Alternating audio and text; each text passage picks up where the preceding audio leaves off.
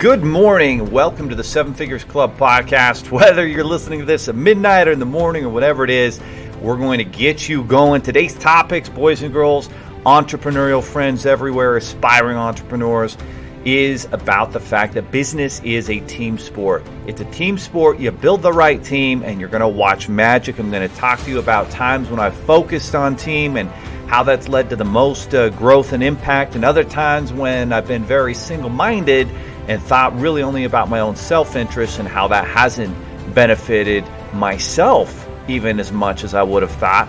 We're going to talk about getting the right people on the bus as you build your team, and the difference between a stage 3 and a stage 4 entrepreneur is 10 times. So let's get ready to roll and let's go. There are over 32 million businesses in the U.S., and over 90% of them will never break 7 figures in annual sales. So how do we as entrepreneurs or aspiring entrepreneurs break into that 7 figures club? This podcast will relentlessly share the secrets, strategies, and tactics I've used to create 3 multi-7 figures businesses and bring in even more successful entrepreneurs than me to share their inspirational stories and tactics to success. You can create your dream business and life right now. So buckle up and let's go.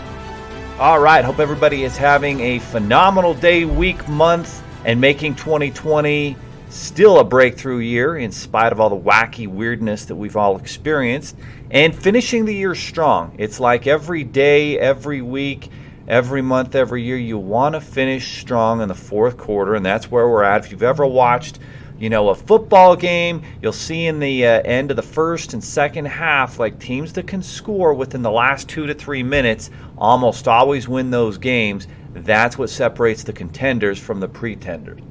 It's been an interesting last few weeks. My family and I, my 5 kids and my wife, we went to Playa del Carmen, Riviera Maya, just south of Cancun.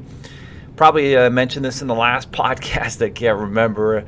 So many things happen in between podcasts, but it was a phenomenal time. If you've never been to that Playa del Carmen, Riviera Maya area south of Cancun, I highly recommend you go the all-inclusive route. Get your food and your meals all included, along with a beautiful hotel location on the beach. We love going to a hotel called Royal Haciendas. Beautiful, amazing spot there. And hitting some scuba diving. They've got the most amazing natural water parks by the name of Xel-Há, Xcaret, Cenotes, and several more. Of course, if you speak Spanish like I do, then the experience is even more unbelievable. Some of the highlights included my 3-year-old going off of a zip line off of about a 30-foot cliff, and it's just him holding on to that zip line.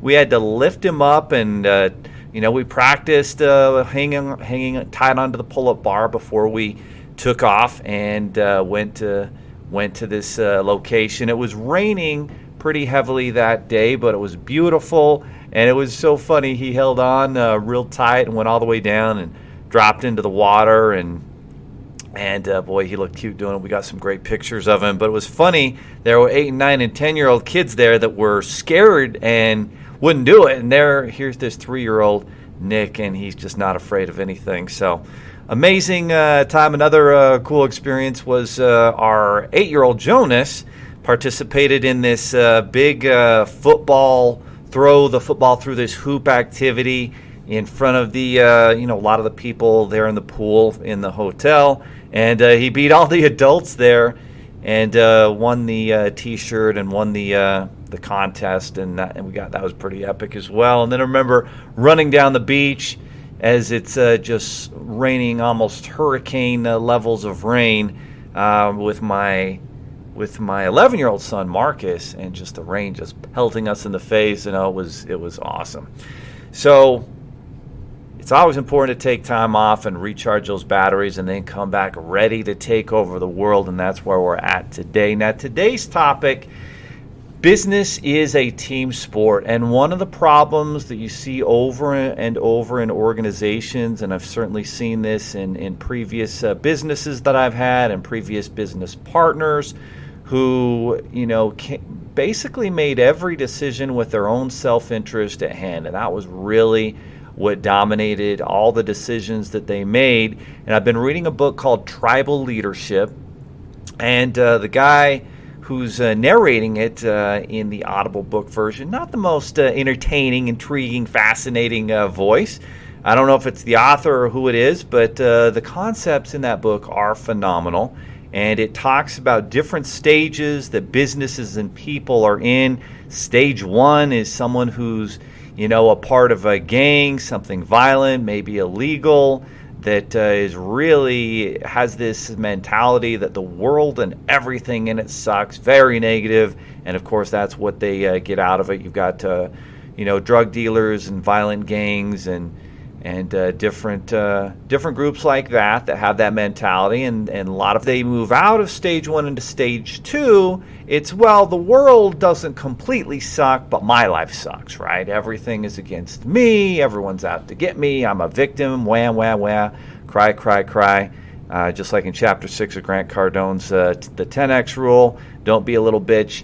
Stage two, somebody has that little bitch mentality, that little crybaby mentality. They're a victim. It's always someone else's fault. It's never their fault.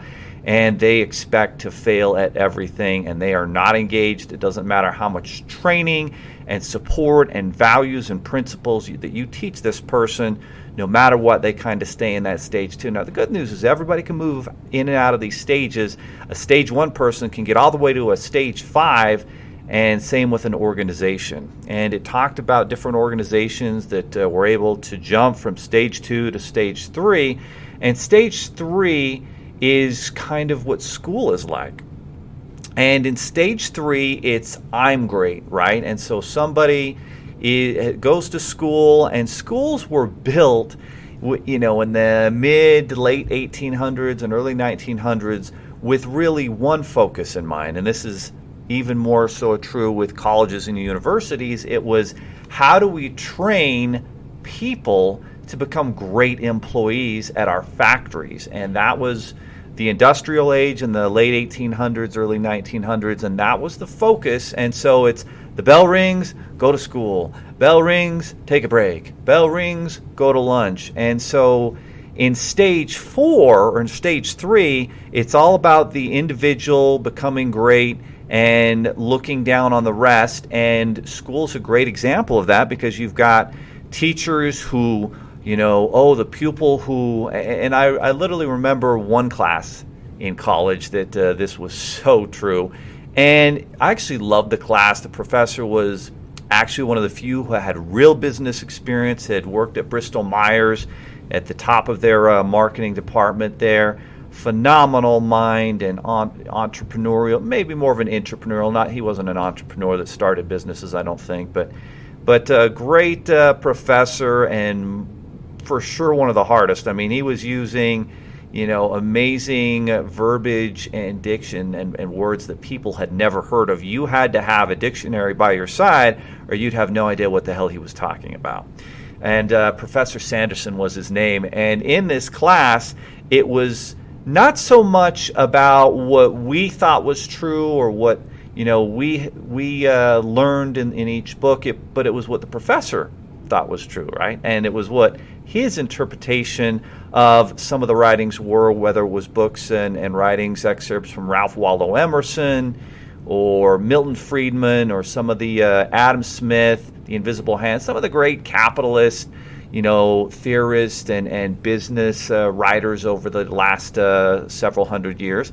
And a very, very fascinating class, but it was about spitting back to him, regurgitating what he thought was important. And so there wasn't a lot of room in there in really our school system to be creative, to find solutions, to really search for the truth. It was, can you spit back what I tell you is true? Can you regurgitate what I'm shoving down your throat as the facts, whether they're the facts or not? And that's really a massive problem with the school system. But the bottom line is it's a selfish system where I can do well. And I remember working hard in that class, and there was 200 people in the class, and he put your name on the board if you got the high score. And I was fortunate to get the high score on the final exam there. And And boy, we worked hard, but we actually did it in a team concept. We got together with a group of people, and we all helped each other. And we're like, what the hell is this guy talking about?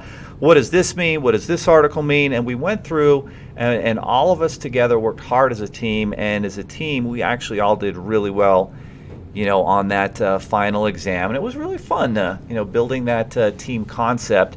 And the difference between a stage 3 and stage 4 individual and business organization is stage 3, it's all about the individual being great. You think of maybe a hospital and a surgeon who looks down on everybody. Oh, they're not as talented. They're not as hardworking as I am. I'm better than everybody here. I'm great. And that is certainly a more successful person where, I'm making things great. I'm accomplishing amazing things. It's better than the stage 2 mentality where my world sucks. The world has opportunity, but my life sucks. Stage 3 is I'm great, but y'all around me are inferior to me. But stage 4 is a whole different mindset, and it's the team mindset. It's how can we make the team great? Because if we make the team great, the team will always accomplish more than the individual. And in business and entrepreneurship, you see this in solopreneurs versus entrepreneurs. And we've got a lot of the 4-hour work week types that are solopreneurs that are all about themselves, their lifestyle. You see them on Instagram with their cute little quotes and their cute little things, but it's not about building a team or an organization that makes a massive impact. It's just about them in stage 3 making personal, individual impacts. And the fact of the matter is the entrepreneur who builds a team and an organization with stage 4 mentality where we are great. We as an organization are great. We, work with amazing clients and strategic partners, and we make others around us better. And as you look at relationships and business in general, it's who makes others around them better. And that's ultimately, for example, if you look at Michael Jordan's career, it's a perfect example of someone who was in stage 3, I'm great, everyone around me, sucks, isn't getting the job done. And then when he moves to stage 4 and it's we're great as a team, and he pushes each individual to get to their best level and expects it and expects more from them, that's when he becomes a champion. But he never was going to do it by himself. He had to empower and teach a Scottie Pippen and a Horace Grant and some of those John Paxson guys that were with him in the early, his first 3 championships. And then in his later 3, Scottie was back, and you had Steve Kerr making big shots to win championships against my Utah Jazz, which was unfortunate for them. And, of course, Dennis Rodman played a big part, a big role in that as well, and Harper was in there too. So it's about how can you make others around you better. And probably, some of the guys that do that better than anybody in sports today, you think about LeBron James, he makes others around him better. He made that Cleveland Cavalier team significantly. Without him, they're nothing. With him, they're able to come back from 3 games to 1, win a championship. Goes to the Lakers, wins a championship there. Obviously, he won 2 with Miami. He consistently makes others around him better. And probably the top person that I've seen do this, and I love Drew Brees and the Saints. That's my team. It has been since 2006 when he went there. Boy, 14 years. Funny how, you have a team, then your kids take on their favorite team, and inevitably it becomes your team. So my kids, my boys love the New Orleans Saints as well, and we love to catch a Saints game here and there when we can. But the guy who envisions and really, demonstrates what it means to be a stage 4, stage 5 person that makes others around them great, puts them on a whole different level, is Tom Brady. There is nobody who makes others around them better that is a better leader than Tom Brady. And even a guy who doesn't have all the talents, he doesn't have the biggest arm, he's not the biggest, he has 0 speed.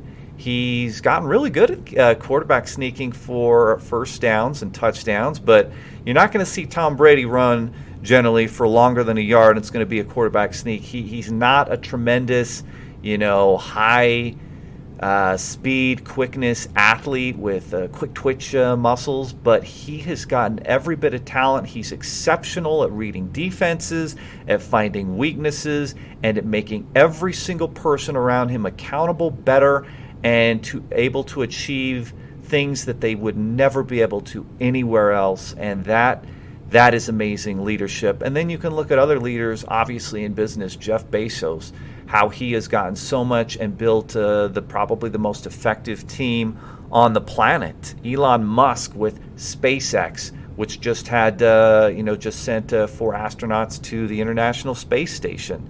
And obviously Tesla. There's a reason why I drive a Tesla. It's because I read Elon Musk's autobiography and I thought, boy, there's just no doubt that his passion and his mission to create vehicles that are more effective at helping the planet and knocking down some of those CO2 levels is an amazing mission. So why would I spend a ton of money on some sort of Ferrari or Lamborghini that's not going to be helpful to the population, to the world, to everybody, when I can get a Tesla and it looks amazing and I don't have to buy gas and I don't have to change the oil, and that's someone who has built this amazing team mantra. And so business is this team sport. You succeed together, and when everybody's on the same page towards building something bigger than themselves and thinking above their own self-interest, but making decisions on how can the decisions I make today in this business help our business, help us as a unit achieve more and pursue our mission. And when you have missions that make a great difference in humanity, like a Tesla, like a SpaceX, even if you want to put Amazon in that category, and certainly we feel like we're in that category with Seven Figures Funding, where we are providing the funding and the financing and the startup entrepreneur education that new businesses need to become a 7 figures business. And the fact of the matter is, a small percentage, less than 10% of businesses, there's over 30 million in the US, ever get to $1 million a year in sales. Like less than 10%. That's a small number out of the 30 million businesses.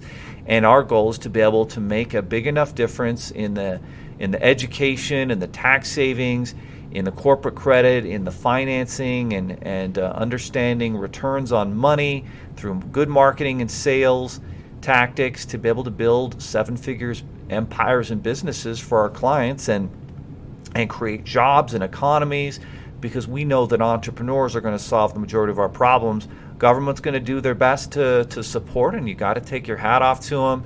As this pandemic happened, and they went out and did that PPP loan. I mean, that was something that was necessary, and I take my hat off to them for, being smart enough and creative enough and working together to be able to make that happen on a nonpartisan level. So very cool there. But the bottom line here is, when I focused our teams and focused on the team concept, that's led to the most growth in our business. I think about my previous business, when we went from $0 to $5 million in sales and 0 to 50, 60 employees within 18 months. Everybody had this amazing focus on what's the best thing for the business. And those that immediately started thinking selfishly only about their own self-interest, they inevitably, stopped working there or quit or whatever. And I've seen the same thing with our current organization, and I really love the team we've got now. We've got the right people on the bus. In Jim Collins' book, From Good to Great, he talks about getting the right people on the bus. And here's what happens when you have the wrong people on the bus. The sales don't happen, the growth doesn't happen, the culture isn't there, and you get rid of some of those bad apples and get the right people on the bus, and amazing things happen. You don't have to micromanage like you did before. The growth happens much easier. Your clients are happy, your partners are happy, and everybody's on the same page, and the culture and everything fits together, and you all care about the client. And what's interesting that most people don't realize is, when you have this team-focused concept and you have leadership from the top that believes and lives this, that's important, because if the leadership doesn't believe and live it, you can have that team-focused, we're great, we're going to make the world better, we're going to solve our clients' problems, and we're great with our strategic partners out there.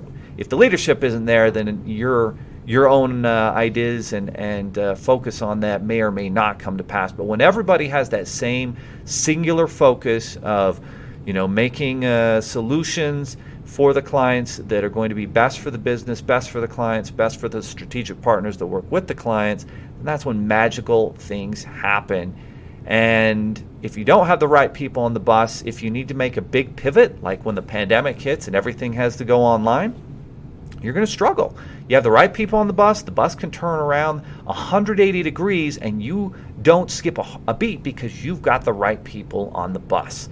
So this really is the difference between a stage 3 and a stage 4 entrepreneur, and it's massive. The stage 3 entrepreneur makes decisions and things that only he or she thinks are in their self-interest, and they're actually wrong. They're 100% wrong. If they build a stage 4 business and company and culture that is about we and succeeding together as a unit, then they're going to see a lot more success and more success financially and individually if they have that idea. That's what's sad. People don't get it. If you start to think, how can I win as a team, then you're going to actually win individually even more than you would if you were left in the stage 3 where it's all about you and making yourself better. And I've seen it over and over again that people that only have this singular focus on their own benefits are never going to be as successful. They're never going to be a transcendent team leader, and they're not going to win championships. They're not going to be the Tom Bradys and the LeBron James of the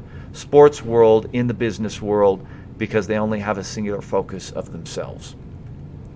Well, that, my friends, is the message today. Business is a team sport. Build up your team. Have that team focus. And I'll leave you with this. And this is a great example that brings us all full circle. About maybe 6 months ago, we brought on a new strategic partner who was going to send in business, and they had individual representatives and people that had gone through training in their program. They were going to send in clients that needed funding for a new business, for a startup. And so we started to see a lot of leads, a lot of deals and business come in from this group. And the interesting thing that we saw was that essentially we saw two types of people, two types of strategic partners from this group. The one type was very team-oriented. This is a partnership. We're working together as partners. We're going to win and lose together. We're going to find solutions together. We're not going to play the blame game. It doesn't mean we won't admit mistakes when we make them, because we make them, we all do, and we're going to move forward from them. But it does mean that we're going to find these solutions together. We're going to be professionals. We're not going to throw little ball baby fits.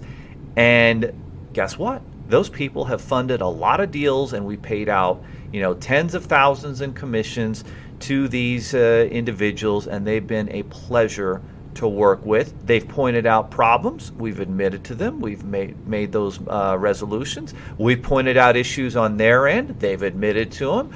We've all moved forward and created trust, just like what Sean Covey talks about, right?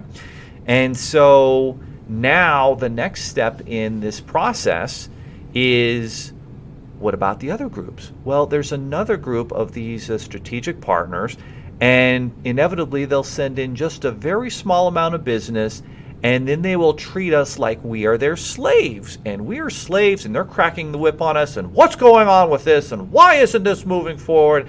And they have this very selfish, non-team-centered attitude, and ultimately it's leading to them losing. They're not making improvements. They don't understand that the deals they're sending in are lower quality. They don't understand that if a client doesn't want to move forward, sometimes it's not our fault. It's just the client. Something has happened with them. They are blaming everybody but themselves. They're victims.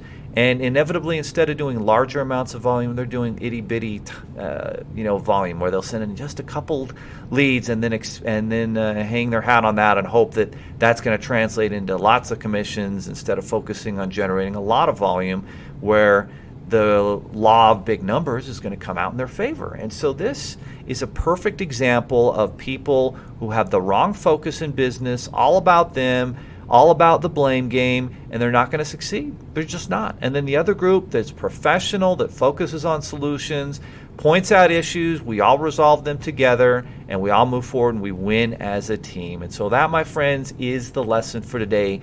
Build your team, win as a team, read the Tribal Leadership book, get to stage 4. There's even a stage 5 that's even a higher level, but I believe if more people got to, and more organizations got to stage 4, we'd see tremendous growth in your business. So make it happen, and we'll see you next time on the podcast. Are you looking for more 7-figure secrets, content, or even how you can launch your own recession-proof business? Then check out 7figures.com. That's the digit 7, Figures.com, where we share more videos, stories, strategies, funding solutions, entrepreneurial education, and even the secret business type that's recession-proof. Thank you for listening, and if you're finding value in our podcast, please give us a 5-star and invite others to join the club.